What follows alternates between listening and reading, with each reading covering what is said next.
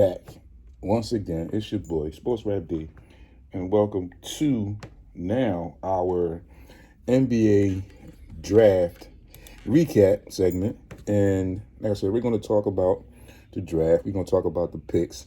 I mentioned that I was going to go through quite a few of the picks. I honestly don't think I'm going to get through every pick. I think I may cut it down to the lottery picks, the first 14 picks, and then I'll give you the Sixers pick, and then I will definitely give you some of the mock trades that I thought were somewhat interesting. Like I said, if you follow me, and I know you do, you've seen I've been trying to keep up with everything that I've been privy to as far as mock trades and speculates of free agency opting in and opting out of their player options on contracts and teams opting in or out on players or whatever. So again, like I said, free agency, the draft was just Thursday the 23rd. Today is the 27th. In 3 days, we will have the beginning of free agency. I believe that's Thursday the 30th at 6 p.m., where players and teams can begin to negotiate and agree on contracts. But then there's a moratorium period, which is about a week after free agency starts, where they're until the deals can be finalized and whatever. So again, up until then, and even when it starts, you're going to hear a lot more mock trades. You're going to hear a lot more rumors. Some are going to surprise you. Some are going to be head scratchers. Some are going to be thought provoking. Some are going to be surprising. But just know that everything starts on the 30th, 6 p.m. So you'll hear everything, but nothing can be finalized until approximately a week later, or begin to be finalized until approximately a week later. So again, there's going to be a lot that you hear, and like I said, when I get to the Sixers information, you'll understand maybe a little bit better what I'm talking about when I say that. So getting into the draft, and when we did our draft preview last week, I mentioned to you that there was a lot of back and forth, up and down, almost like a musical chairs thing with the top three picks. And those three names were Paolo Banchero, Chet Holmgren, and Jabari Smith. Those were the three names that were floating around within those top three spots. There were several different arrangements and orders of how they would be selected.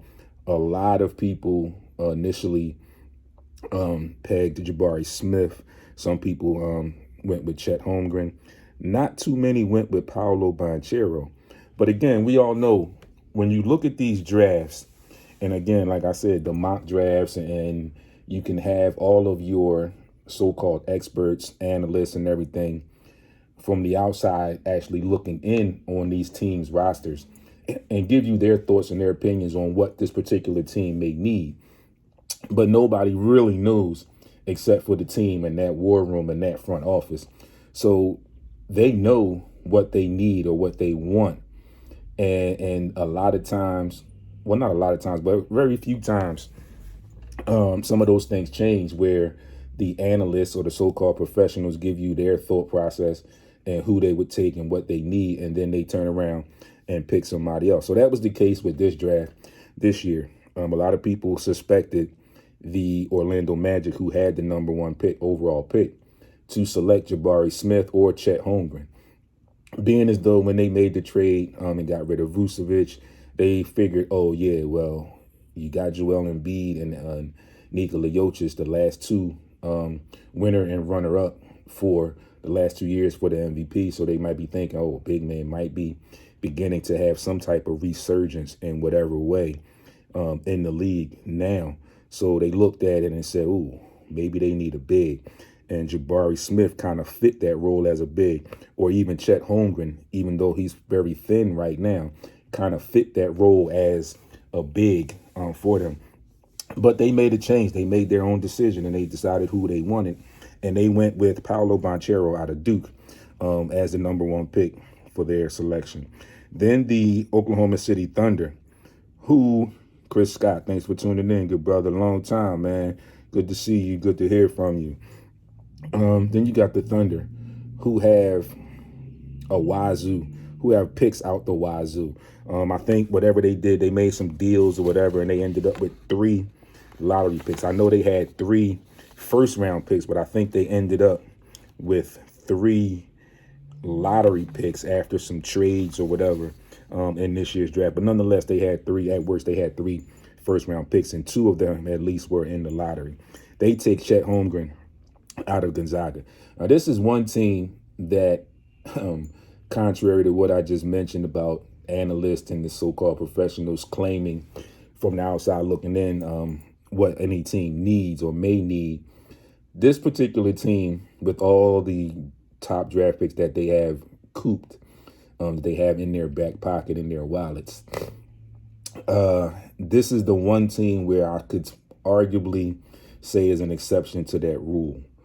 Looking at them, they have Shai Gilgeous-Alexander, who is becoming, who was on the road to becoming a star in the league in his own right. You talk about Lou Dort, whose name has come up in trade rumors most recently. But when you look at that team, they're extremely, extremely young. They continue to get younger, if you will, because they have so many draft picks. The ironic thing is that the market where they are is not a huge market at all. I don't even think it's a medium market. I know it's a small market. So they will not be attracting a lot of top tier veterans or maybe even second tier veterans to Oklahoma to go to play for the Thunder. So it's a tough time for them right now. At number 3, the Houston Rockets take Jabari Smith. That was a good pick for them. And I mean, the selecting of Paolo Banchero, who was initially picked to go to them at number 3. When he went first, that kind of opened the door for them since they just traded away Christian Wood. I told you the players that they got, they did get a big back. They got Boban from Dallas and some other players. But they are looking to go young with their last 2 seasons in their draft picks with Jalen Green and I think it's Kevin Porter Jr. So they are looking to get younger. And Jabari Smith really fits them as a sizable player to play on the block and in low post and in half-court settings for them. Moving along with the rest of the lottery, at number 4, the Sacramento Kings take Keegan Murray out of Iowa. The Pistons take Jaden Ivey at number 5. At number 6, the Pacers take Benedict Mathurin. At number 7, the Blazers draft Shaedon Sharpe out of Kentucky. At number 8, the Pelicans draft Dyson Daniels from the G League Ignite. Number 9, the Spurs take Jeremy Sochan out of Baylor. The Wizards draft Johnny Davis out of Wisconsin. So I'm going to stop here for just a second. And some people asked me when I actually got to this pick and I posted it. And then I got a couple of friends ask me what did I think about the pick. And at the same time, there were just coming off of the rumors or the talk of Bradley Beal more than likely opting out of his contract and becoming an unrestricted free agent. I just saw something this morning, or maybe it was yesterday afternoon, where they're now saying the alleged rumors are that he will not opt in, but will look to re-sign on a 5-year max with the Wizards. I don't really know if that's going to happen. These are just my opinions, folks. I don't think that's going to happen. As much as he has been in this whole entire thing leading up to free agency coming up, he's been saying that he wants to play for a winner. He wants to be a contender and he wants to win. Right now, it's not looking all that great for Washington. They are definitely, if you will, in a rebuild. They may not want to call it that. They may not want to admit it, but they are definitely in a rebuild. So I'm guessing that he will opt out and just test the waters and see if he can get a 5-year max somewhere else or whatever he can get somewhere else. But I also mentioned that this picked Johnny Davis at the time to a couple of my friends who commented on the post at the time. I said arguably they could be preparing for a Bradley Beal exit. And this young man, Johnny Davis out of Wisconsin, could be a replacement for Bradley Beal. He does a lot of the same things that John Wall. I'm thinking John Wall. I don't know why, but he does a lot of the things that Bradley Beal does. It may not happen right away because you have to transition into the NBA game from college. But looking at this, it was a very solid pick for the Wizards because, like I said, they could be thinking in the future and looking for their possible replacement for John Wall coming down the stretch.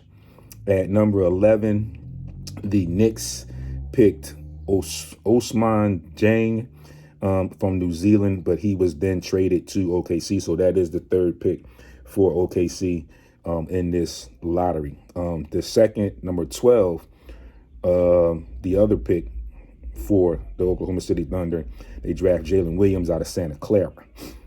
At number 13, you got the Hornets draft Jalen Duren out of Memphis, who was then traded in a 3-team deal to the Detroit Pistons. Again, Jalen Duren from Philadelphia, drafted by the Hornets, then traded to Detroit in a 3-team deal. And closing out the lottery picks, number 14, the Cleveland Cavaliers, Jay Ochai Agbaji out of Kansas, the wing player, the very strong physical wing player out of Kansas.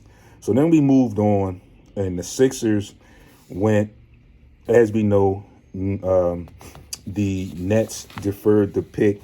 The Sixers retained the 23rd pick in this year's draft. They selected David Roddy out of Colorado State, and they traded him to the Memphis Grizzlies with Danny Green in return for DeAnthony Melton. And we're going to talk a little bit about DeAnthony Melton in just a few minutes when I get to the activity of the Philadelphia 76ers in this year's draft. So, some mock trades that I saw, and I wanted to bring them and talk about them a little bit. Like I did some last week. I actually did a couple on Thursday as well at the Drake. And I wanted to bring a couple back to just talk a little bit about it. And like I said, I want to kind of try to give you an idea, folks. Excuse me a second. I want to try and give you an idea of how this whole thing is going to play out. Like I mentioned to you, it is on the horizon, on the cusp of free agency. Like I said, we've had the draft. So you've also heard some undrafted free agents that have been signed to teams. The summer leagues will be starting either the end of this week or early next week. Like I said, we're heading into July, the end of this week.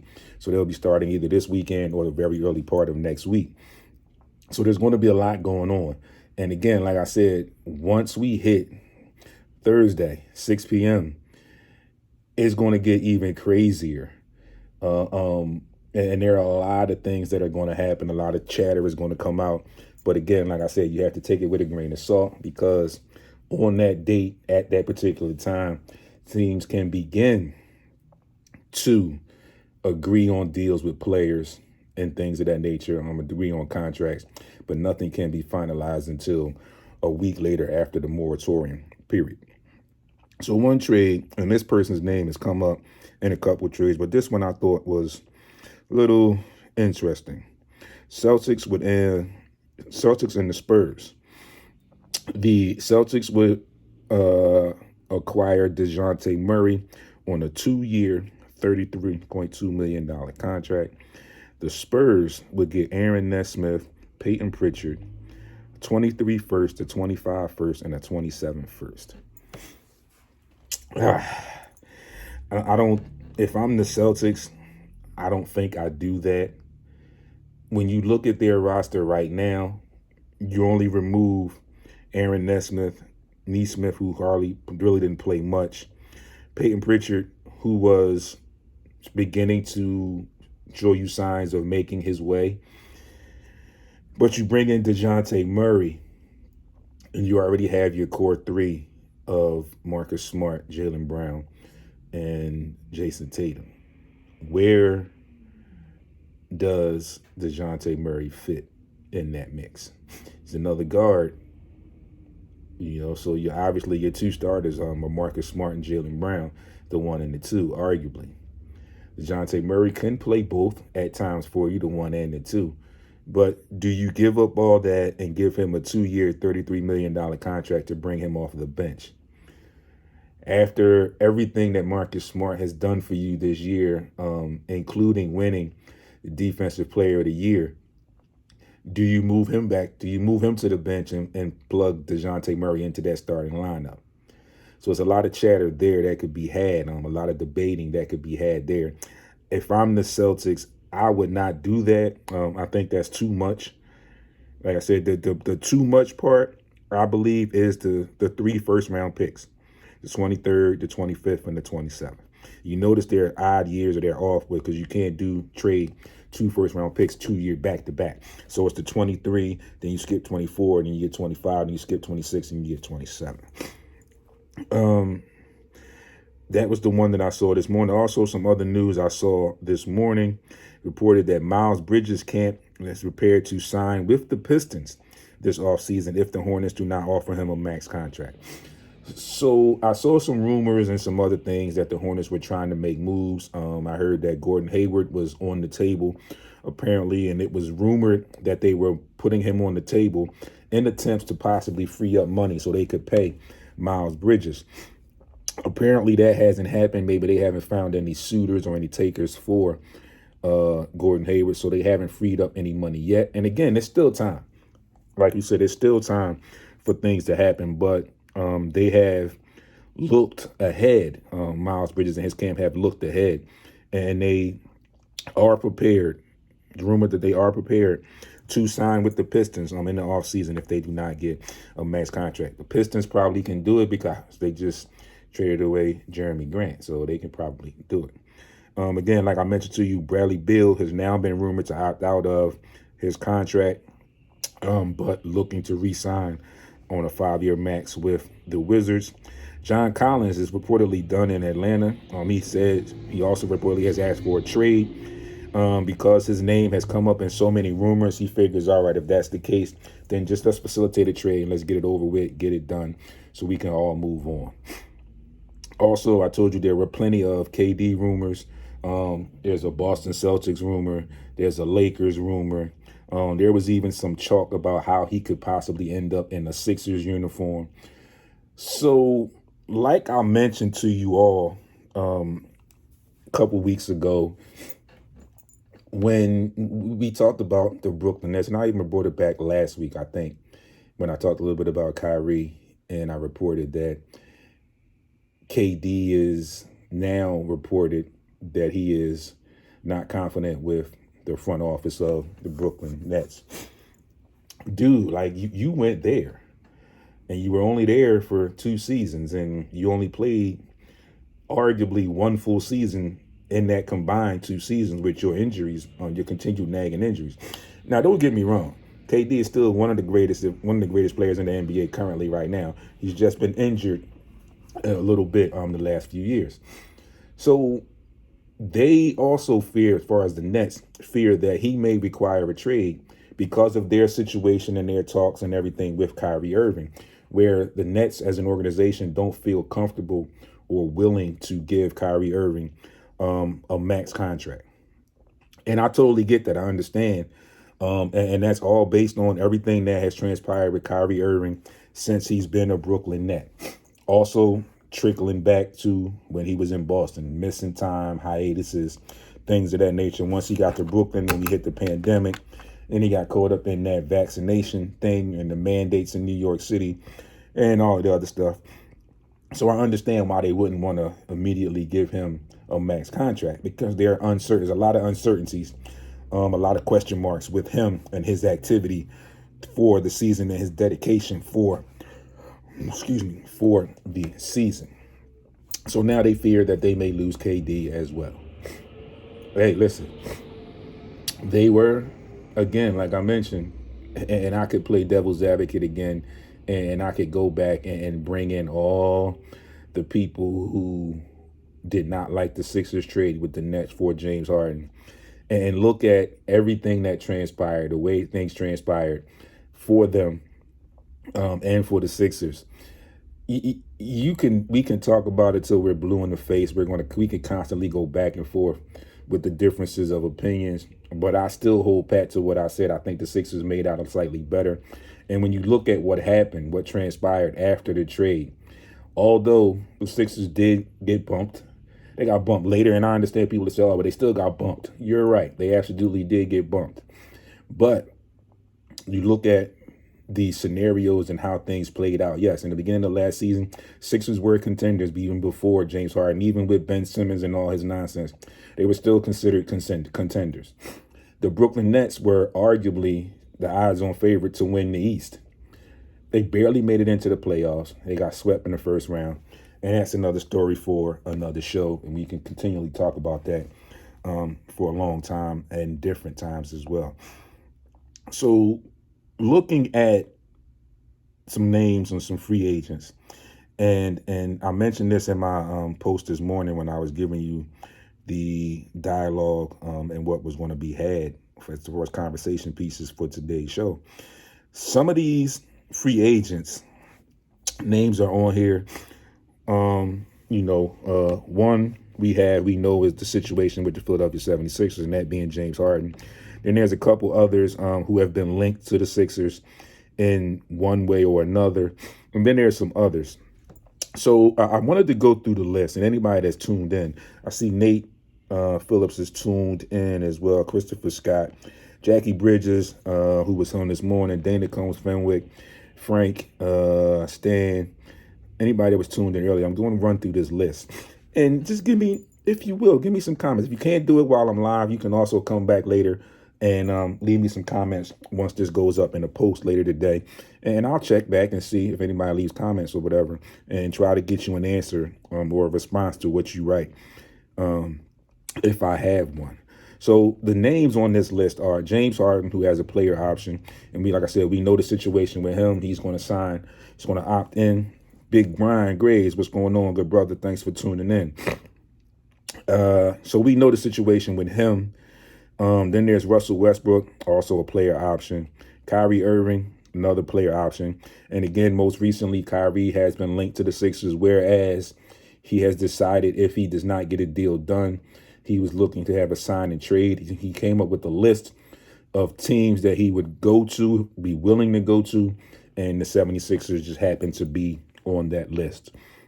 You have Bradley Beal, also a player option, and we know the situation and the most recent situation. There's also been talk that Bradley Beal was trying to last season during around the trade time and the trade deadline, he was trying to get himself to Philadelphia, as reported by a former player in the league, Andrew Bogut.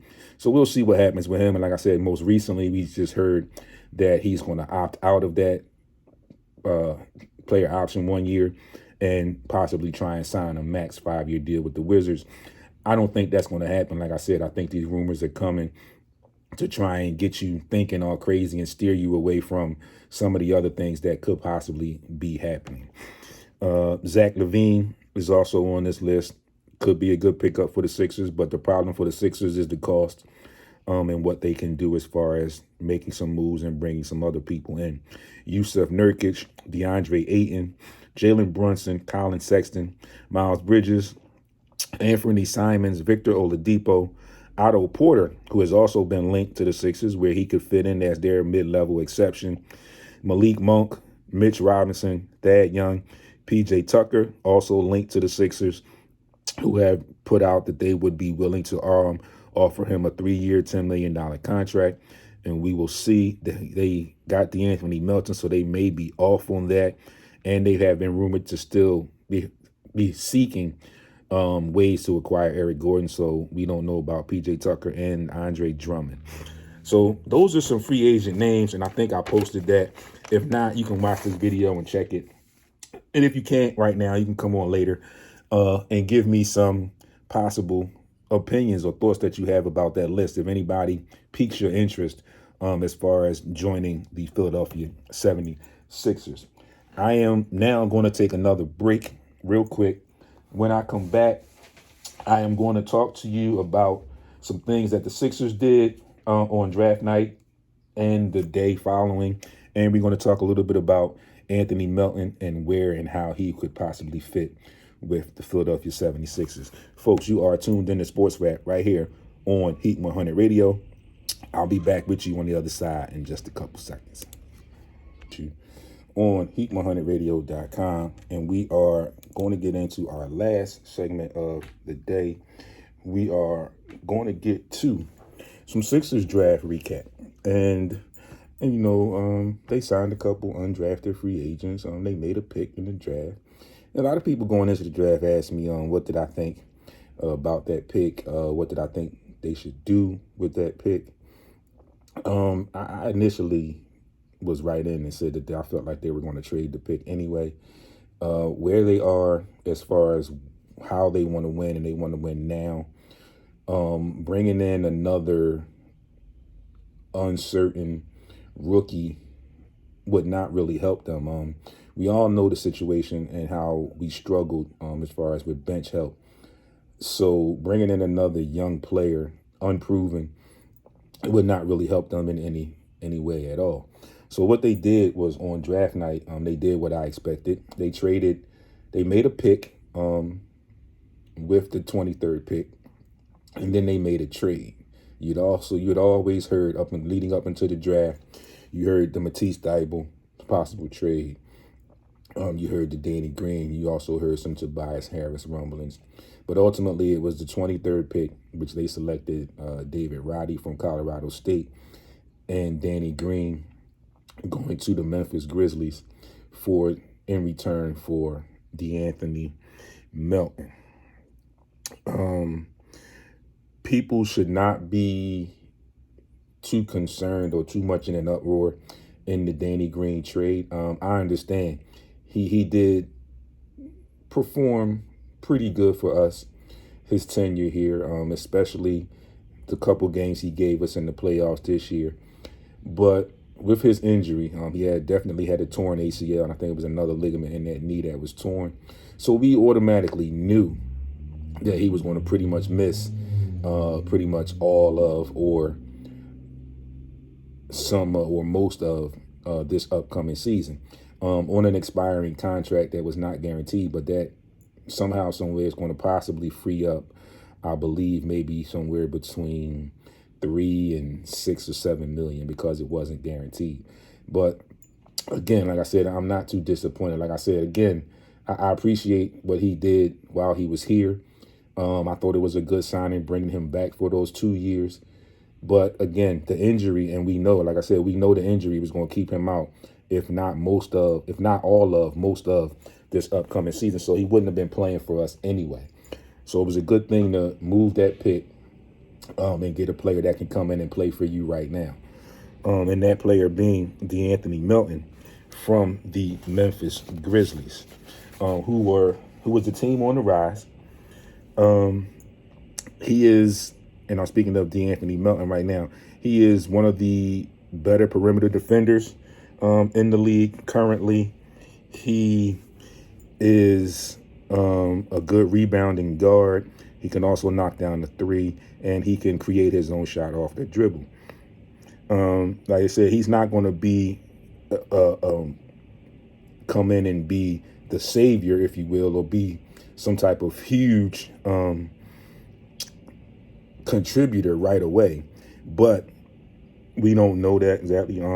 The grading on this trade and this pickup was an A, but I think he can come in. He definitely, like I just mentioned, what he does.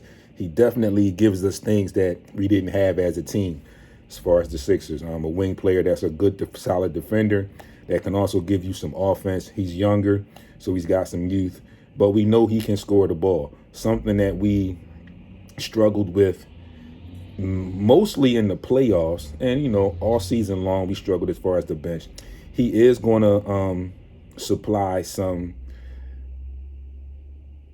energy, some effectiveness, begin to show a touch of maybe security with some players coming off the bench, but it's still some work that needs to be done as far as solidifying that bench. Like I mentioned in the free agent when I told you about that list, Otto Porter Jr. could be the perfect post-draft team mid-level exception target. But again, he just won the championship with the Golden State Warriors, so I'm almost certain that he will be in no rush to leave there unless something happens and the money is right somewhere else or whatever. But I'm sure he will not be in a rush to leave Golden State. They also signed undrafted free agent Aminu Mohammed on an exhibit contract. Again, PJ Tucker is a free agent target. Again, they are also still looking to be in on Eric Gordon. They signed Michael Foster, a 19-year-old from the G League, who also can do some things for them. And he has some pro, if you will, experience as far as being in the G League. So he may be able to come in and contribute as well off the bench at 6'8", 250 at that power forward spot. Again, like I said, they also signed undrafted player from St. John's, Julian Champagny, on a two-way deal. And arguably, this Julian Champagny is a steal. Few people are wondering how he did not get drafted, but nonetheless, he fell into the Sixers' lap, and hopefully he can do some things to help them along the way. Also, was reported that Doc Rivers is going to be used in the recruiting of free agents during free agency. There's been chatter that quite a few players around the league have expressed interest in playing for Doc Rivers. A couple that are currently on the roster, George Niang, and a couple others have talked about it, how Doc Rivers was an important factor in them coming to play and sign with the Philadelphia 76ers. So it's been rumored and reported that he will be used and involved in some of the recruitment of trying to get some free agent players here to play for the Philadelphia 76ers. So all in all, so far so good, I think, for the Sixers. Like I said, I was pretty sure that they weren't going to pick a player to keep on that draft with that draft pick. It was all in on the deal, and whatever deal they can get done to get something that they wanted, something that they needed. And I think they have started on the right track with bringing in DeAnthony Melton. Again, like I said, a guard who can play defense, can be that 3-and-D guy for you, younger than Danny Green, a little bit more effective as far as being able to create his own shot off the dribble. So there's a start for the Philadelphia 76ers. And again, like I said, we're going to hear rumors, and then we'll see how they attack, how aggressive they are during this upcoming free agency period. Excuse me. Nate, I see you said you like Julius. You cannot be talking about Julius Randle. I swear, I hope you are not talking about Robert Reeves. Thanks for tuning in. But yeah, Nate, I hope you meant Julian Champagny, the person I just mentioned, and not Julius Randle. Because me personally, I want no parts of Julius Randle in a Sixers uniform. None at all. I don't think he fits. I think he's a kind of a tweener. I don't think he has a legit, where you could arguably say he's a 4, he's a 3. I think he's a tweener. A perimeter player is a tweener. And yeah, okay, cool. I'm glad you meant that. Yeah, like I said, I know little about Mr. Champagny, but I am going to do some research later today and check him out. But I think, from what everybody's saying, he could be a good fit. I have to check his size, and things of that nature, and see some clips or whatever, and do my homework on him, of course. But yeah, Nate, I'm glad you cleared that up for me, because I was like, wait, Julius Randle? No. I mean, I think I might try and suit up before Julius Randle became a Sixers, before Julius Randle got put in the Sixers uniform. So also, we saw the NBA Finals. Golden State Warriors appear to be possibly back.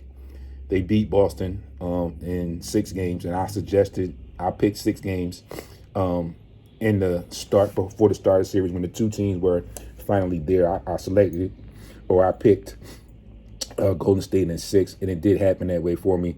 But by game 2, 3, I was beginning to not so much change my prediction, but I also added in that the way Boston was playing, that it wouldn't surprise me if Boston would have won.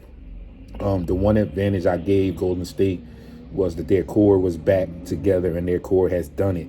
And they were the team to beat because they have been there and done it, and they know how to do it. So that was my all my stuff with that. But most recently, I saw some comments, and I think I posted these on my social media, and I'm going to read it now. It's a quote from Marcus Smart, and he says, and I quote, "I did my part. I guarded Steph well. Jason and Jalen just need a year or two. They're young and they have the tools, but they cost us this one," end quote. So, in all of this, I'm a little confused in this statement because it could read a couple of different ways. Where I'm confused is it feels like you are kind of throwing your guys under the bus when you start out by saying, "I did my part, I guarded Steph well." Then you name them. Jason and Jalen just need a year or two. They're young and they have the tools, but they cost us this one. So in that second part, it kind of could be or come off like you expected them as your alleged stars and faces of your franchise to carry you through, and they did not do that. So you're kind of laying the blame on them. We all know basketball is a team sport. There's not one person there's never been one person that went out and won a championship all on his own. Hasn't been done. I don't think it will ever be done. So we know basketball is a team sport. So again, with this comment, like I said, he said he guarded Steph well. He did his part with the young guys. And then it's like I said, you kind of contradict yourself when you say they need a year or two, they have the tools, but they cost you this one. How do you mean that they cost you this one when you all of you guys played together? A lot of times I feel that some of these pro athletes should respond to things or be more humble about situations and be more real about situations. Bottom line is, Marcus Smart, you guys just got beat. And it's not like you guys didn't show up. You showed up. You won some games. You did some things in a lot of those games. You just couldn't get over the hump because of the inexperience. And this was some of the things that I brought to the table when I mentioned my opinions on the finals this year. But for you to come back weeks later after the draft and say these types of things, like I said, it comes off as confusing. It's going to be hard for people to get a read on what you mean.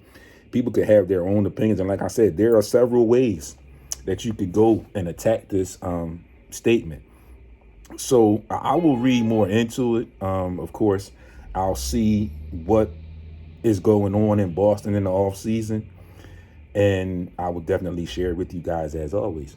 So again, folks, thank you for tuning in to another installment of the SportsRap podcast each and every Monday, 11 a.m. to 1 p.m. right here on Heat 100 Radio, and as always, live on Facebook. SportsRap podcast is the group page. You know where to find me also on social media, Instagram and Twitter at SportsRap_D. The webpage, sportsrapradio.com. You can also check out the YouTube page, SportsRap TV. Get over there, subscribe to the channel. You know what to do. Hit the bell so you'll be alerted when new video is up, new content is up. And like the videos that you feel you like on that page. And then tell a friend to tell a friend to tell a friend to go and subscribe to the page. You can catch me each and every Monday here, 11 a.m., every other Thursday at the Drake Tavern in beautiful Jenkintown. So with that being said, folks, be great on purpose as always. But be mindful, a little cloudy today, looking for some rain. So get your rain gear and just be careful. Come out and get some of that liquid sunshine. It's your boy. Thank you all for tuning in. I'll see you all week on social media and right back here next Monday on the Sports Rap Podcast Live. Peace.